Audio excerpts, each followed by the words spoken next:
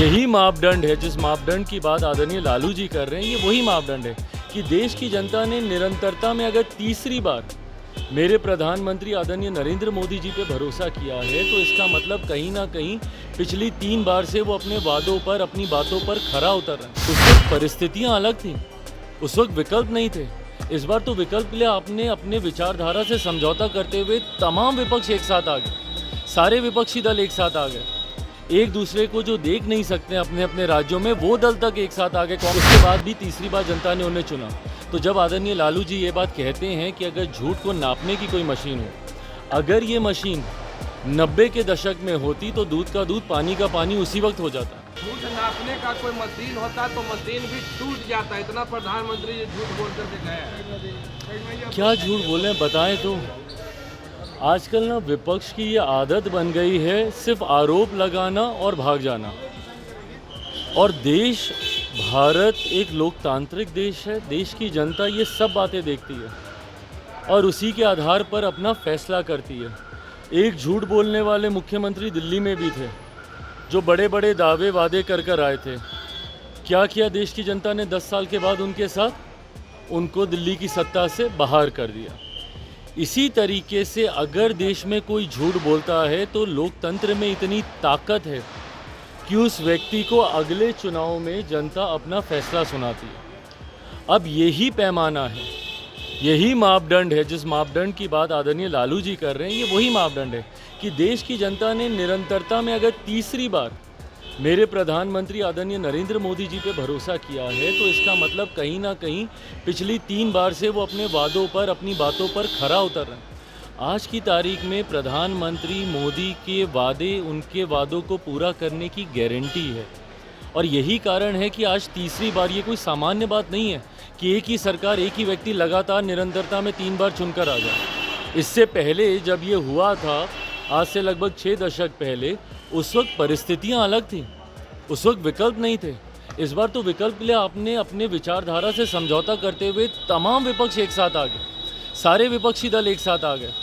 एक दूसरे को जो देख नहीं सकते अपने अपने राज्यों में, वो दल तक एक साथ आ गए। कांग्रेस, आम आदमी पार्टी ना पंजाब में देख सकती है, दिल्ली का चुनाव आमने सामने लड़ी।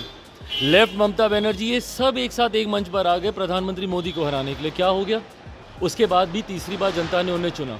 तो जब आदरणीय लालू जी ये बात कहते हैं कि अगर झूठ को नापने की कोई मशीन हो, अगर ये मशीन 90 के दशक में होती तो दूध का दूध, पानी का पानी उसी वक्त हो जाता। 90 के दशक में जिस तरीके से बिहार में बर्बाद करने के लिए एक के बाद एक गलत नीतियां लागू की गई, भ्रष्टाचार की हदों को पार किया गया, परिणाम स्वरूप उसके बाद कभी इनका दल अकेले बहुमत में नहीं आ पाया। हमेशा इनको उसके बाद मुख्यमंत्री जी की बैसाखी का सहारा करके इनको सत्ता में आना पड़ा। तो दर्शाता है कि झूठ इन्होंने बोला था, जनता ने इन्हें नकारा है। तीसरी बार मेरे प्रधानमंत्री को प्रधानमंत्री पद देने के बाद जनता ने उनके वादों पर मोहर लगाने का काम किया कि यही व्यक्ति हैं जो अपनी बातों को पूरा कर सकते।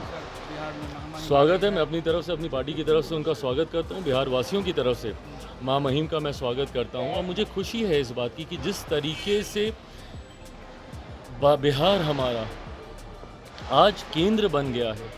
कुछ लोग इस बात का सवाल उठाते हैं कि हमारे प्रधानमंत्री बार बार बिहार क्यों आ रहे हैं। भाई, हमारे लिए खुशी की बात है कि जब प्रधानमंत्री, आज 7-8 महीने बीते नहीं लोकसभा चुनाव को, कभी दरभंगा में उनका कार्यक्रम, तो कभी जमुई में उनका कार्यक्रम, कल भागलपुर में उनका कार्यक्रम, आज माँ महिम आ रही, पीछे भी उनका कार्यक्रम था यहाँ पर। तो ये दर्शाता है कि किस तरीके से बिहार एक महत्वपूर्ण राज्य है।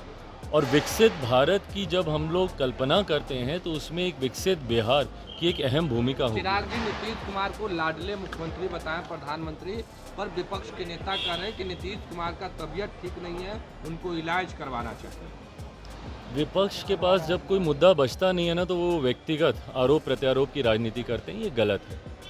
प्रदेश के मुख्यमंत्री हैं, इस तरीके से उनको लेकर भ्रम फैलाना, इस तरीके से उनके स्वास्थ्य के बारे में झूठी बातें करना आपकी बौखलाहट को दर्शाता है। आप जानते हैं कि विधानसभा का चुनाव आप हार रहे हैं, उपचुनाव में इनको पता चल गया, तथाकथित जो इनके गढ़ थे वो तक ये लोग हार चुके हैं। बेलागंज की सीट ये लोग हार चुके हैं, तरारी की सीट ये लोग हार चुके हैं। तो ये दर्शाता है कि आगामी विधानसभा चुनाव में विपक्ष अपना खाता भी खोल लेना तो ये बड़ी बात होगी। 225 से ज़्यादा सीटें जीतकर इस बार हम लोग सरकार बनाने जा रहे हैं। अब क्योंकि कोई मुद्दा नहीं बचा तो ये व्यक्तिगत आरोप पे विपक्ष आ गया है, जिसका जवाब भी जनता लालू देगी। प्रसाद यादव के बेटे हैं निशांत को कह रहे हैं कि आरजेडी ज्वाइन कर ले, बेहतर हो। तेज प्रताप यादव ने ऑफर किया है। भाई देखिए, ये अंतोगत्वा ये फैसला एक व्यक्ति विशेष को लेना है। मेरी समझ के परे है कि क्यों बाकी के लोग इतने उत्साहित हैं। ये फैसला उनको करना है कि उनको राजनीति में आना है, नहीं आना है, कब आना है, कैसे आना है। आएंगे तो हम लोग स्वागत ज़रूर करेंगे।